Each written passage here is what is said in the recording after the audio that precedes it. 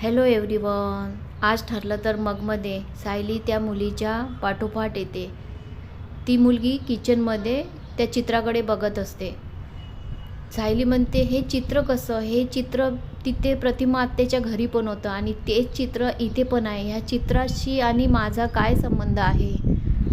ती मुलगी दिसली की तिला ते शुभम करोती कल्याणम ते आठवतं आणि त्या मुलीचं हसणं आठवतं.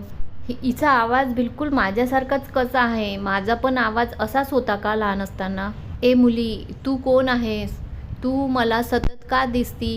तुझा चेहरा मला दाखव, अशी सायली त्या मुलीला म्हणत असते. हात लावणार सायली त्या मुलीला, तेवढ्यात ती मुलगी तिथून हसत निघून जाते बाहेर. तिच्या मागे मागे सायली पण जाते स्तब्ध होऊन. अर्जुन बघतो, हिला काय झालं? कुसुमताई म्हणते, राहते प्रेग्नेन्सीमध्ये असे स्विंग्स मूड.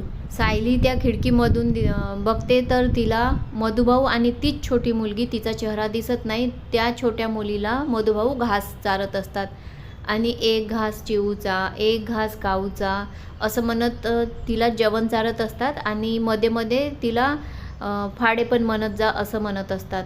आणि मधुभाऊला सायली पण जेवण चारत असते, म्हणजे ती छोटी मुलगी जेवण चारत असते. ही मीच आहे का, असं सायलीला प्रश्न पडतो. मुले सायलीला बोलवतात, सायलीताई चल ना आपण खो खो खेळूया. तर काकाजी म्हणतात तिथले, अरे खो खो नाही खेळायचं आता सायलीताईला. तुम्हाला माहिती आहे ना की तिच्या पोटामध्ये, सायलीताईच्या पोटामध्ये बाळ आहे, असे खेळ नाही खेळता येणार तिला. तर मुलं म्हणतात की ठीक आहे, आपण सागरगोटे खेळूया. सगळे मुलं सागरगोटे खेळायला लागतात. तर सायलीला आठवतं की ते छोटंशी बाळ, मुलगी ते, आणि मधुभाऊ गोटे खेळत राहतात तिथे. आणि मधुभाऊ म्हणतात त्या मुलीला की मी ठीक आहे तुझ्यासोबत सागरगोटे तर खेळतो, पण तू त्याच्यासोबत फाडे म्हणत जा असं.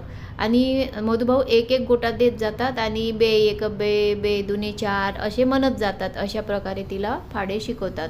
नंतर तिला ती छोटी मुलगी पाणी झाडाला टाकताना दिसते आणि ती टाकत असताना मधुभाऊंवरती पाणी उडवते. मधुभाऊ धावतात, अरे माझ्यावर नको टाकू, अरे माझ्यावर नको टाकू साऊ असे म्हणत.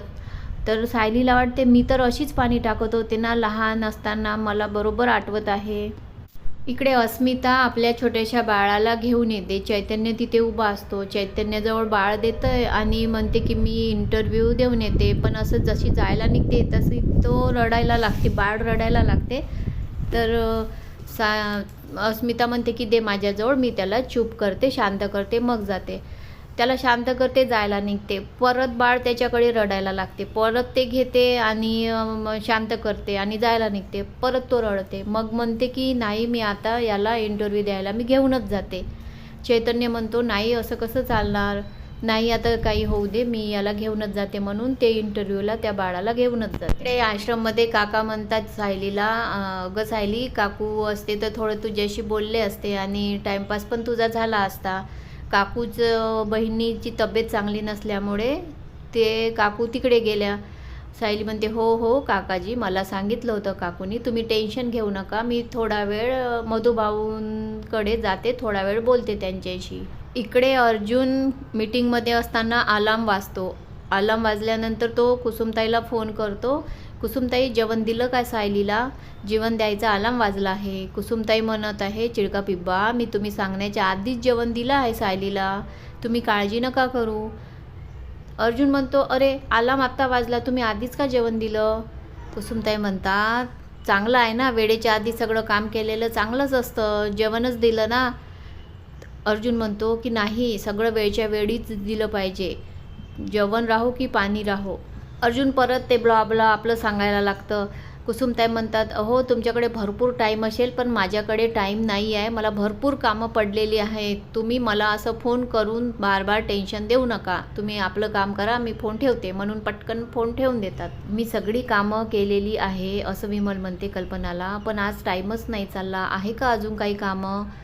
तर कल्पना म्हणते की अगं नाही, आता आपण दोघीच आहो ना घरामध्ये, अस्मिता पण नाही घरामध्ये, त्याच्यामुळे, आणि सायली पण नाही, त्याच्यामुळे आपला टाईम बोर होत आहे. तेवढ्यामध्ये अश्विन येतो. कल्पना म्हणते, बरं झालं अश्विन आला, तू बस ना थोड्या वेळ, आपण गप्पा मारू. अश्विन म्हणते की नाही मम्मी, मी आज थकलेलो आहे, मी थोडा जाऊन वेळ पडते तुला टाईम असेल तर तू पण थोडा वेळ रेस्ट कर. अश्विन आपल्या रूममध्ये जाऊन तोडफोड करायला लागतो. इकडे सायली मधुभाऊकडे जाऊन, मधुभाऊ मला असं भास होत आहे, मी तुम्हाला सांगत होते ना आधी मला एका मुलीचा भास होत आहे, पण जेव्हापासनं अन्नपूर्णा आजीला मी तन्वी वाटायला लागले आणि जसं त्यांनी माझ्या गालावरती हात फिरवला तेव्हापासनं मला अजून जास्तच भास व्हायला. ते शुभम करोती म्हणणारी मुलगी, असं वाटत होतं का मीच आहे. प्रतिमातेच्या घरामध्ये धूर पसरवणारी मुलगी, असं वाटत होती का ती मुलगी मीच आहे. मधुभाऊ, का मी तन्वीच आहे का? मधुभाऊ सांगा ना मधुभाऊ, तन्वीच आहे का? Okay bye.